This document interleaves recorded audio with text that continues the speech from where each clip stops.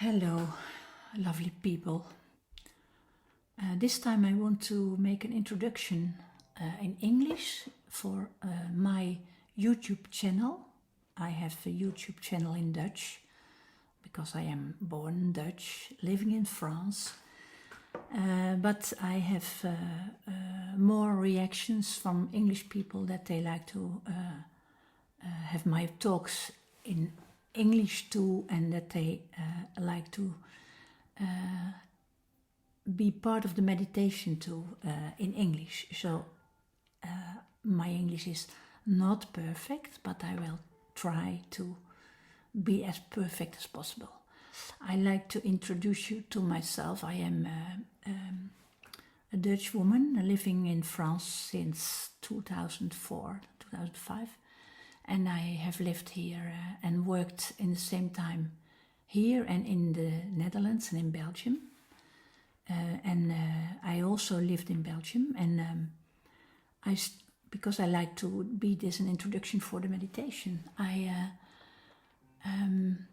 learned about meditation when I had a job in a psychiatric hospital, and one of my colleagues was giving meditation teachings to the people I worked with. And I worked on a department in the hospital where those people were long stay people, long stay patients, and they were very mentally ill with schizophrenia or bipolar things, or autistic, or very bad depressions, of all type of things that are very difficult to heal. So these people stayed there for years. Now and then they went for a short period in a guided living house, but most of the time they came back. And I worked with them. It was, although if you don't know that type of work, for me it was one of the most fulfilling jobs I ever did, and I did a lot of jobs. I had a lot of jobs.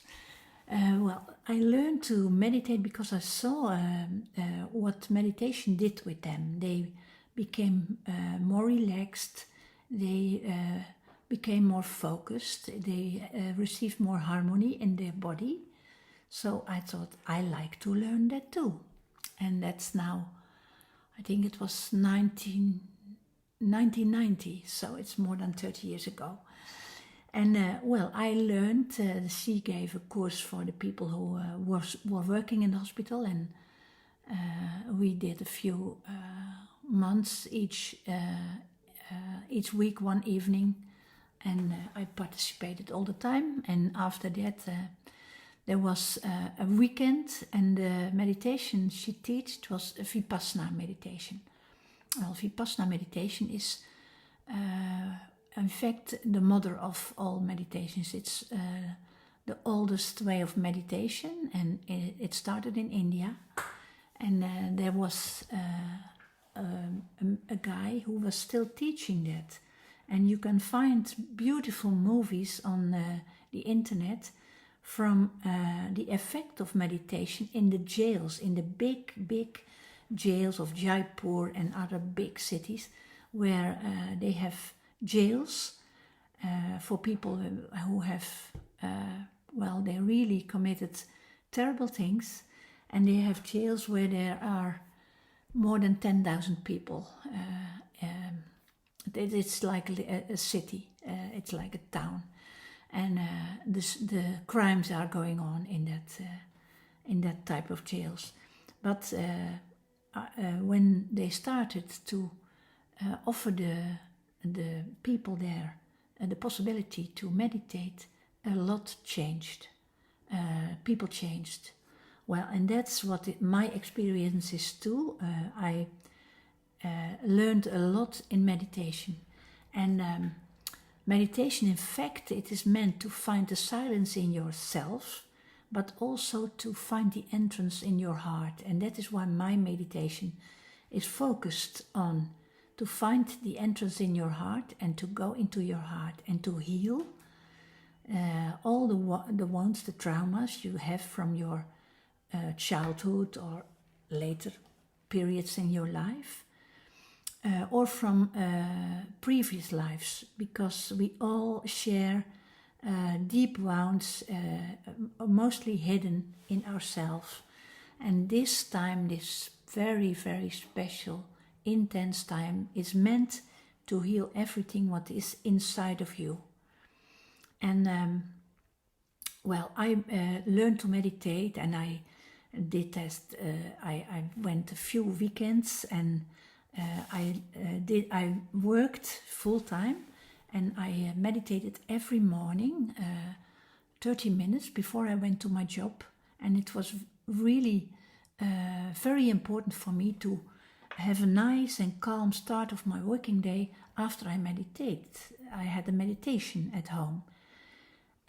In that same time, I studied philosophy, so it was a very busy daytime, a very busy week. I had to study, I had to meditate, I had to work, I had my daughter, so I was a very busy woman. And I was I was a single mother at that time. Well, what happened is after, I think, 6 months, there was an invitation to join a 10-day meditation retreat in a monastery. And I decided to do that. So I took some holiday days off, and I went for 10 days in the monastery. And that was a very, very special experience. Because in the monastery, you each had your own little small room with a bed. And there was a shower for several rooms, so you had no private shower. And it was in wintertime, so you had your bed, and there was a heating, and you were not allowed to bring books with you, no writing things. And I'm a writer, so it was very difficult. It was not the time that you have your cell phones already, so that was not a problem. Now it would be a problem, but you had to leave them all closed. You are not allowed to take contact with home, and you meditated in your room 16 hours a day. And in between, you went out of your room for lunch, for breakfast, and for lunch, and for dinner. But that all happened in meditation style, so you didn't talk. And you did everything very much in a kind of presence. So being aware of everything that you did. When you brought your hand to your spoon, you thought, my hand is going down, taking the spoon, bringing it to my mouth. And so it went all the day through. Everything you did like that. You were in a complete awareness from everything that was happening inside and outside you. So you were watching your thoughts, but not going into them, watching your feelings, watching all the things your body was trying to do with little pains and with little scratchings and with all kind of things to take your attention away from the awareness. And well, it was very it was such an experience. A trip around the world couldn't have been more exciting, but it was also very difficult. You were completely alone whole day, and you had once in the 1 or 2 days you had a talk with the person who was the guidance for this retreat, and that talk was about your process. And what happened to me, after 3 days meditation, I got a flu. I thought a flu, but it was a sinusitis. All your sinuses were infected. I had high fever. I was sniffing, and my eyes were everything. So I thought, I have to go home, go to see the doctor and to get something for this something like antibiotics. So I went to the guide of the retreat, and I talked to him. I said, I have to go home. I'm really ill. I can't stay. And he was a monk from Burma. And he was sitting there and he smiled at me and he said, when you stay, you will discover why you are making this. And I was up to the ceiling. I'm not making this. It's just happening to me. Well, he kept on smiling and laughing, and I said, well, I can imagine you think that, but it's not true. But it's all up to you. If you want to leave, it's okay. But if you stay, I promise you, you discover it. So that was a very challenging message he gave me. So I decided to stay. And he said, we will take care of you. We will put everything in front of your door. We will knock. We give you tea with herbs, all kind of very healthy stuff, salads and fruit and all these things. And don't take any medicine. Take nothing. Just observe your mind and your what is going on in your body. And so I did, and it was hard because I had headaches and my throat was sore and I was coughing and my nose was completely, I felt very, very sick. But I stayed and I meditated, and I was allowed to have more laying meditation. You can do the Vipassana in a walking meditation, sitting meditation, and also laying on your bed. And I had the permission to do more of that. And so I did. And after 3 days, all of a sudden, I saw it. I saw how I made this disease in my body. It was like a flare of insight. It was very, very sudden, and it was very short, a few seconds. And what happened, 10 minutes after I had the insight and I had understood that what I saw, all my symptoms disappeared. I was healthy in 10 minutes. Everything disappeared. My headache and my nose, it was gone. Everything was gone. I was healthy. So it looked like a miracle. And from that time off, I thought I have to keep on meditating because it's so important. It learns you so much. And the other thing I learned is that meditation gives you insight in who you really are and what you do and what your possibilities are, your power.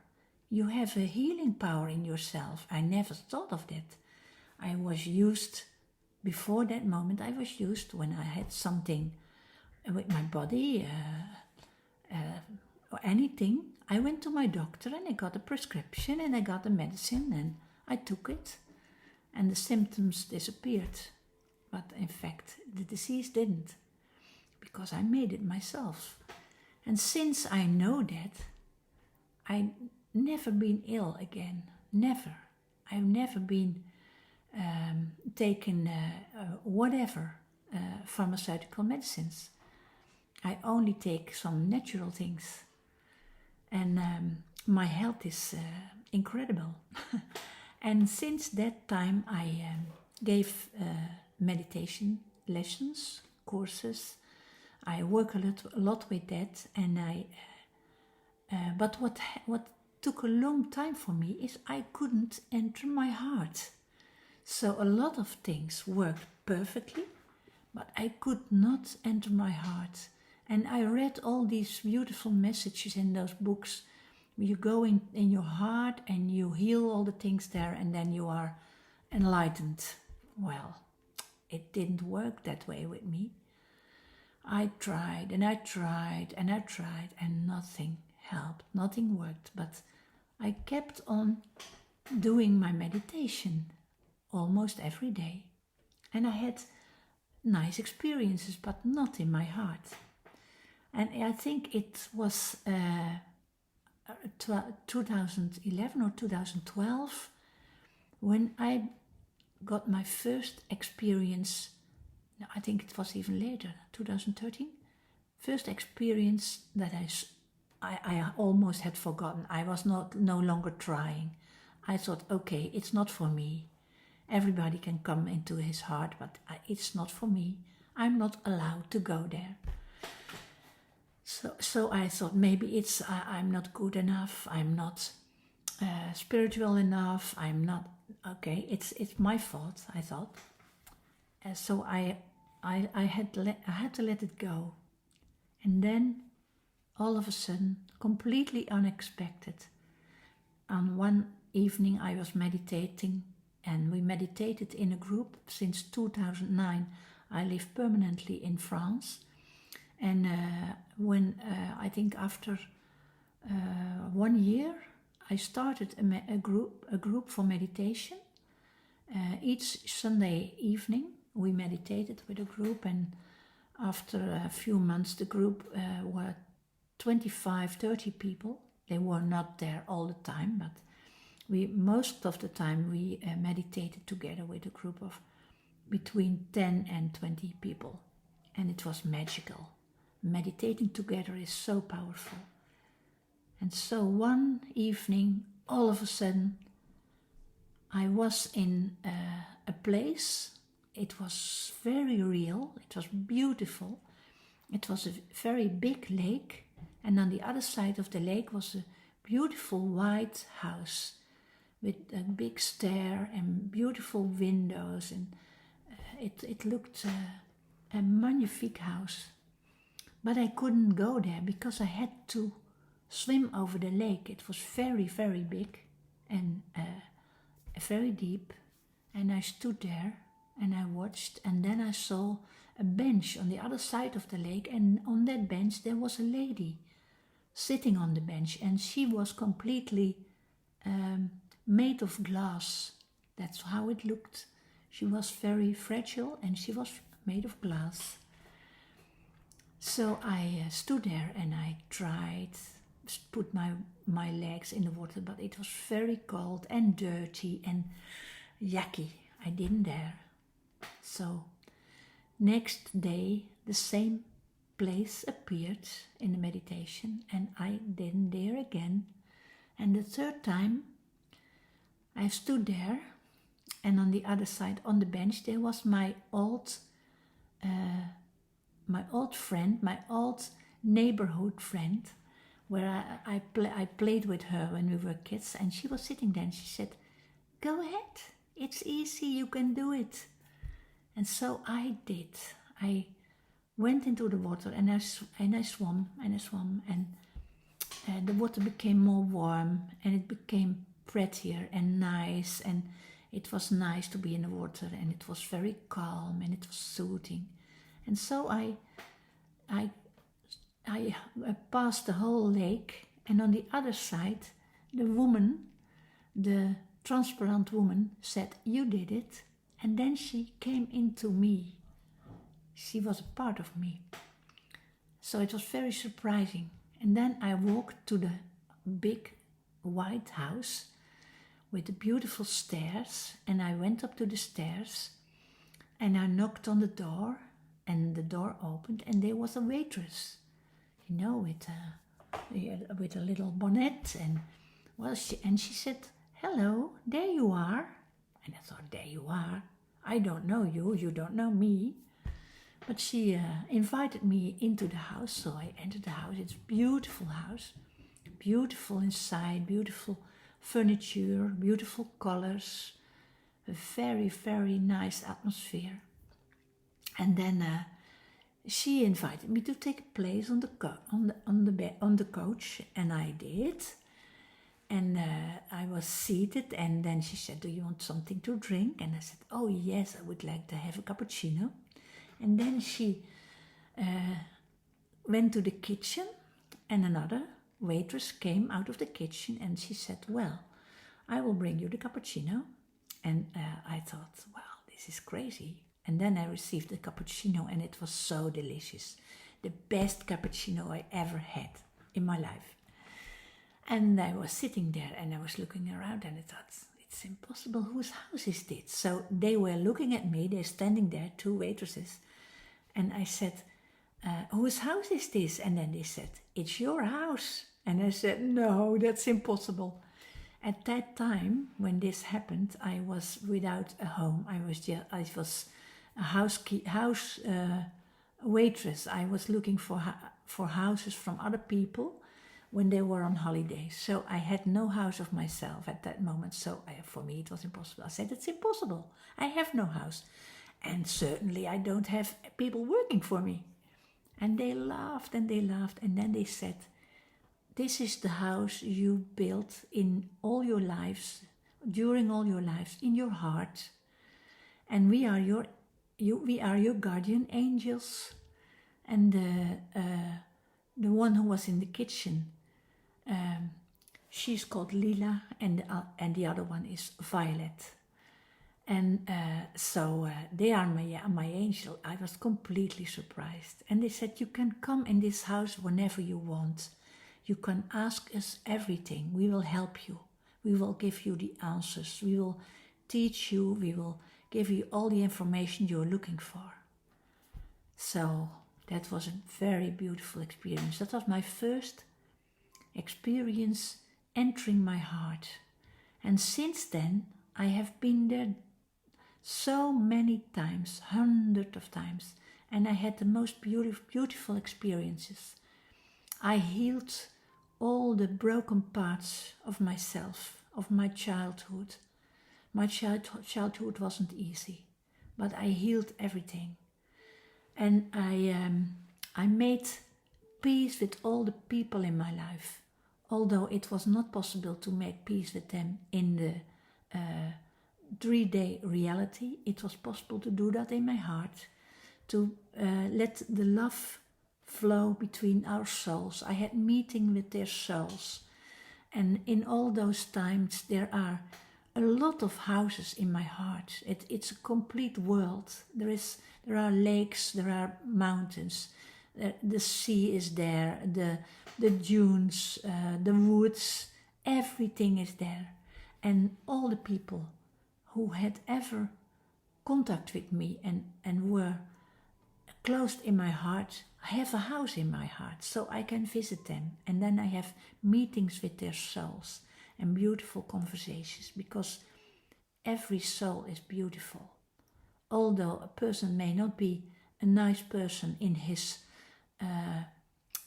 physical body, his soul or her soul is always beautiful. Well, all these things I discovered in my heart. And I also met people who were passed over, who died. And I could be an intermediary between them and their family to give messages. And another thing what happened after a while is that I have my animals who passed away.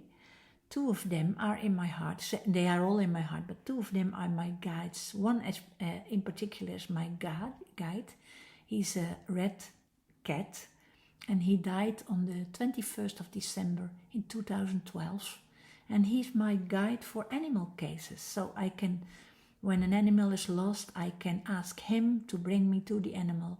Or when an animal is sick, and it doesn't matter if it's a horse or a dog or whatever, a cat, a rabbit, I can visit any animal and see where they are. I can find them back. I can, when I'm in my heart, I can do remote viewing and all these things. All those gifts I received since I entered my heart. And all these things are so wonderful. And I now, since this crisis started in 2020, and you know all the sea crisis, with all the terrible things that are happening all over the world, my light team, it started with my angels, but after a while I got a guide, and then another guide, and then another guide, and now I have a whole team. And Jesus is one of my guides. He has a house in my heart too, and he's also incredible. And we all work together, and they guide me and tell me what to do.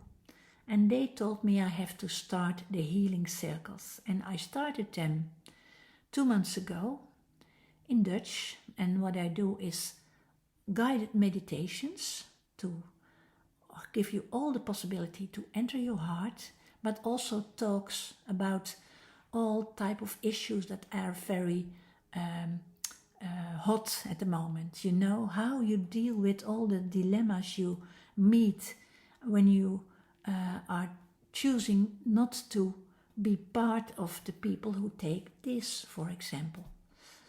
Or when you do this, that's also okay. I respect every choice, but what do you do with your friends who didn't? And how do you treat each other? And how do you treat your children when they have all those difficulties, when they go to school and their friends are all jabbed and they are not, for example?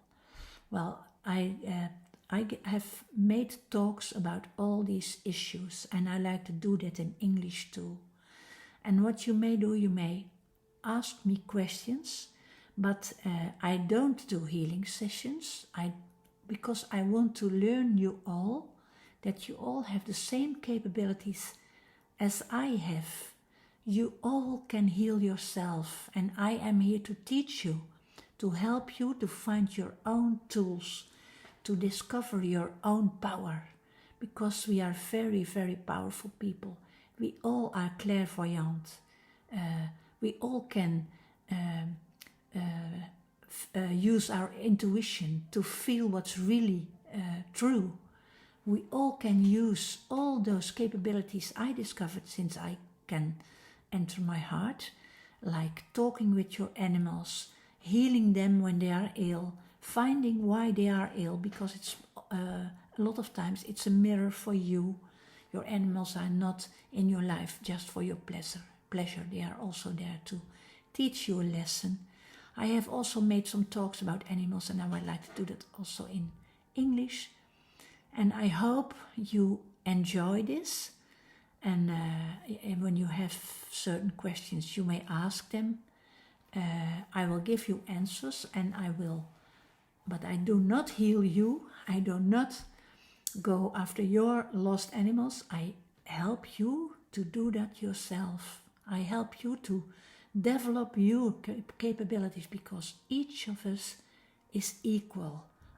Some of us are a little farther developed, but we have all the same possibilities. You can learn what I can do, and I can learn what some other people can do, what I still can do. You know, I still can't fly, for example. I hope to learn that too. Well, I can fly in my heart, but not in my physical body. So I like to learn that too. You never know. It's all possible. This was my introduction, and one of the next days I will put my first meditation online. I thank you very much, and I hope you will like and subscribe on my YouTube channel, and share this if you like. Thank you so much, and have a very, very nice day.